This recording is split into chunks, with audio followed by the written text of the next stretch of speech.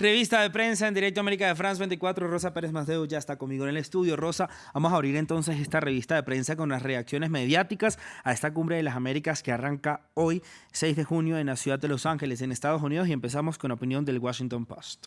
Buenos días, Raúl. Exactamente, ¿no? Y es que el Washington Post dice: Biden no puede unir el hemisferio occidental porque se cae en pedazos. Bueno, esta es una tribuna de opinión, ¿no?, de este medio de comunicación estadounidense que, como la prensa internacional y sobre todo la del continente americano, se fija más que en los temas que hay que abordar, ¿no?, en esta cumbre, como serían cambio climático, migración o inflación, pues en las ausencias a esta cita, ¿no? Y es que, bueno, recordemos que por exclusión, sobre todo una decisión tomada por Estados Unidos, pero más en general por la Organización de Estados Americanos, no han sido invitados, ¿no?, a esta importante cumbre ni el presidente cubano Díaz-Canel, ni el venezolano Nicolás Maduro, ni tampoco el nicaragüense Daniel Ortega, y que en protesta a estas exclusiones tampoco asistirá el presidente mexicano López Obrador, ¿no? Bien, el Washington Post dice que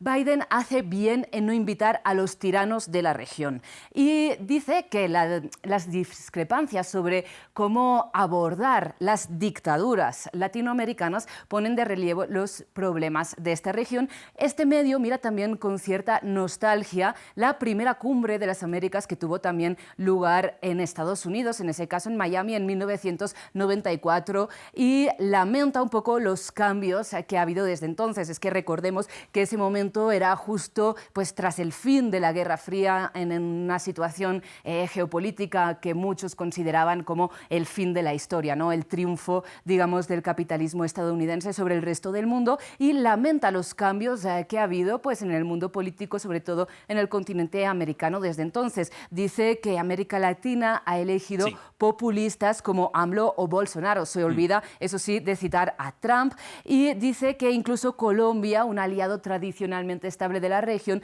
no está inmune de posibles populismos frente a estas elecciones, ¿no? Una comparativa un poco deshonesta. Así es, Rosa. Más crítico con la administración estadounidense es el de Los Angeles Times, titulada "Biden trata de evitar el fracaso de la Cumbre de las Américas". Sí, porque si bien el Washington Post defiende que Estados Unidos debe reforzar su influencia sobre la región para limitar, digamos, la influencia china o rusa aquí en América Latina, Los Angeles Times dice que Estados Unidos no debería, en esta cumbre, presentar una visión grandiosa del hemisferio, sino mostrar sensibilidad hacia 3 puntos, ¿no? Digamos, escuchar a la región en términos de por qué se ha decidido acercar a Rusia o China, o la preocupación, ¿no?, de América Latina por la desigualdad, y también comprender la tradicional desconfianza regional hacia Estados Unidos. Dice, más que dar discursos, Estados Unidos debería escuchar. Sí.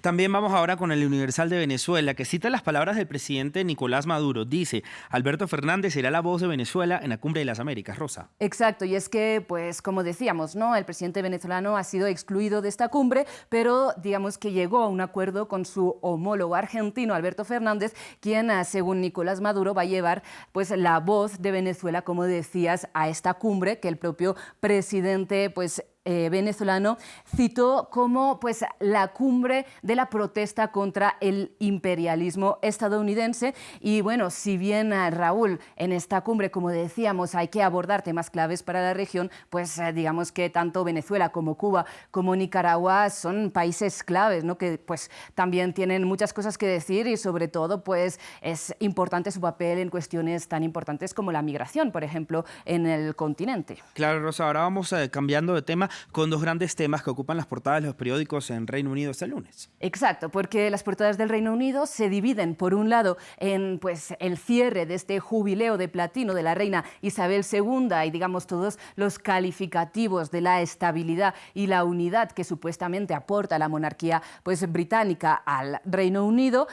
Y estas, digamos, celebraciones de la monarquía contrastan con otro tema pues, de actualidad total en el Reino Unido, y es que posiblemente podemos ver pues, las últimas horas de Boris Johnson como primer ministro del Reino Unido, y vemos que en el momento de imprimir las rotativas todavía no estaba cierto que se iba a celebrar esta pues, moción de confianza al primer ministro británico hoy mismo, pero finalmente, como nos decía Luisa desde Londres, es lo que va a acabar pasando a partir de hoy a las 6 de la tarde. Y precisamente el medio I destaca que diputados conservadores acusan al gobierno de chantaje para intentar evitar esta moción de censura, Raúl.